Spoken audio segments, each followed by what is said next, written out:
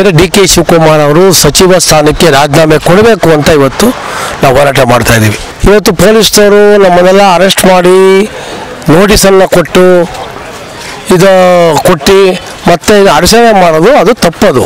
ಇಡೀ ಎಲ್ಲ ಕಾಂಗ್ರೆಸ್ ಅವರು ಏನು ಈಡನ್ ಅಜೆಂಡಾ ಇದೆ, ಇವತ್ತು ದಲಿತರನ್ನ ಉದ್ಧಾರ ಮಾಡ್ತೀವಿ, ದಲಿತರಿಗೋಸ್ಕರ ಸರ್ಕಾರ ಮಾಡ್ತೀವಿ ಅಂತ ಇವತ್ತು ಏನು SC ST TBC ಹಣ ಇವತ್ತು 44,000 ಕೋಟಿ ರೂಪಾಯಿನ ಯಾಕೆ ವರ್ಗಾವಣೆ ಮಾಡಿದ್ರಿ? ಅದು ಬಿಟ್ಟು ಇನ್ನೂ ಒಂದು ಹೆಜ್ಜೆ ಮುಂದಕ್ಕೆ ಹೋಗಿ ಸಂವಿಧಾನವನ್ನು ನೀವು ಅದು ಚೇಂಜ್ ಮಾಡ್ತೀವಿ ಅಂತ ಏನು ಹೇಳಿದ್ದೀರಾ, ದಯಮಾಡಿ ನೀವು ರಾಜೀನಾಮೆ ಕೊಟ್ಟರೆ ಇಡೀ ರಾಜ್ಯಕ್ಕೆ ಒಂದು ಒಳ್ಳೆಯದಾಗುತ್ತೆ ಅಂತ ಹೋರಾಟವನ್ನು ಮಾಡ್ತಾ ಇದ್ದೀವಿ ನಾವು. ಇವತ್ತು ಸಂವಿಧಾನ ಬದಲಾವಣೆ ಮಾಡ್ತೀವಿ ಅಂತ ಡಿ.ಕೆ. ಶಿವಕುಮಾರ್ ಅವರು ಏನು ಹೇಳಿಕೆಯನ್ನು ಕೊಟ್ಟಿದ್ರು, ಇಡೀ ರಾಷ್ಟ್ರ ವ್ಯಾಪ್ತಿಯ ಒಂದು ಕಿಚ್ಚನ್ನು ಹೊರಡಿದೆ.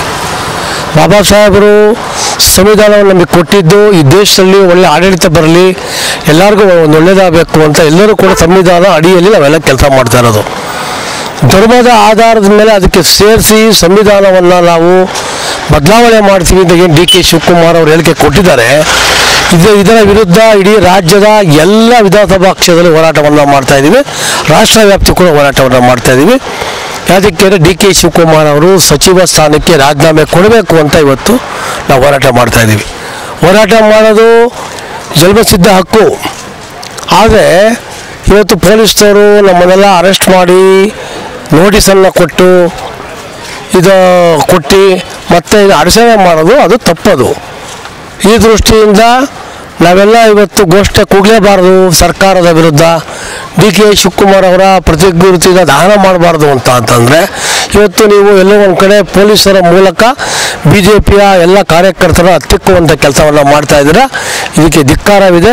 ಇಡೀ ಎಲ್ಲ ಕಾಂಗ್ರೆಸ್ ಅವರು ಏನು ಈಡನ್ ಅಜೆಂಡಾ ಇದೆ, ಇವತ್ತು ದಲಿತರನ್ನ ಉದ್ಧಾರ ಮಾಡ್ತೀವಿ, ದಲಿತರಿಗೋಸ್ಕರ ಸರ್ಕಾರ ಮಾಡ್ತೀವಿ ಅಂತ ಇವತ್ತು ಏನು SC ST TBC ಹಣ ಇವತ್ತು 44,000 ಕೋಟಿ ರೂಪಾಯಿನ ಯಾಕೆ ವರ್ಗಾವಣೆ ಮಾಡಿದ್ರಿ? ದಲಿತರಿಗೋಸ್ಕರ ಮೀಸಲಿಟ್ಟಂಥ ಹಣವನ್ನು ವರ್ಗಾವಣೆ ಮಾಡಿದ್ರಿ. ದಲಿತರಿಗೆ ಏನು ಈ ಕಳೆದ 2 ವರ್ಷದಿಂದ ನೀವು ಏನು ಕೂಡ ಕೆಲಸವನ್ನು ಮಾಡಿಕೊಡ್ತಿಲ್ಲ. ಯಾವುದೇ ಹಾಸ್ಟೆಲ್ನ ಕಟ್ಟುವಂಥ ಕೆಲಸವನ್ನು ಇದುವರೆಗೆ ಮಾಡಿಲ್ಲ. ದಲಿತರಿಗೋಸ್ಕರ ವಿದ್ಯಾರ್ಥಿ ನಿಲಯವನ್ನು ಕಟ್ಟಬೇಕಾಗಿದ್ದು ಒಂದು ಮಾಡಿಲ್ಲ.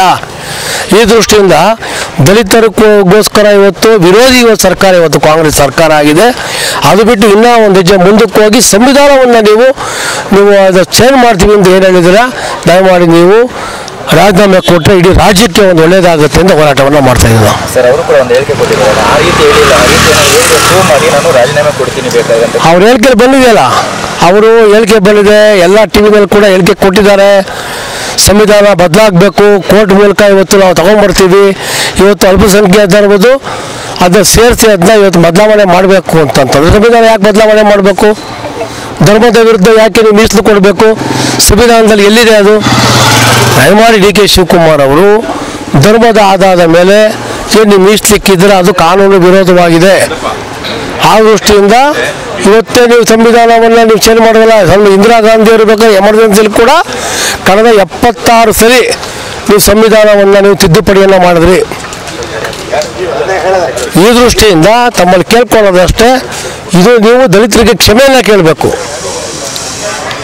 ನೀವು ಸಚಿವ ಸ್ಥಾನಕ್ಕೆ ರಾಜೀನಾಮೆ ಕೊಡಬೇಕು ಅಂತ BJP ಆಗ್ರಹವನ್ನು ಮಾಡ್ತಿದೆ. ಪೊಲೀಸರು ಬಂಧಿಸಿದ್ದಾರೆ, ಎಲ್ಲರಿಗೂ ಕೂಡ ಕೇಸ್ ಹಾಕಿದ್ದಾರೆ, ನಮ್ಮನ್ನೆಲ್ಲ ಬಲವಂತಾಗಿ ಅರೆಸ್ಟ್ ಮಾಡಿದ್ದಾರೆ, ಕರ್ಕೊಂಡು ಹೋಗ್ತಾನೆ ನೋಟಿಸ್ ಕೊಟ್ಟಿದ್ದಾರೆ. ಇದಕ್ಕೆ ನಾವು ಕೋರ್ಟಲ್ಲಿ ಆನ್ಸರ್ ಕೊಡ್ತೀವಿ ನಾವು. Thank you.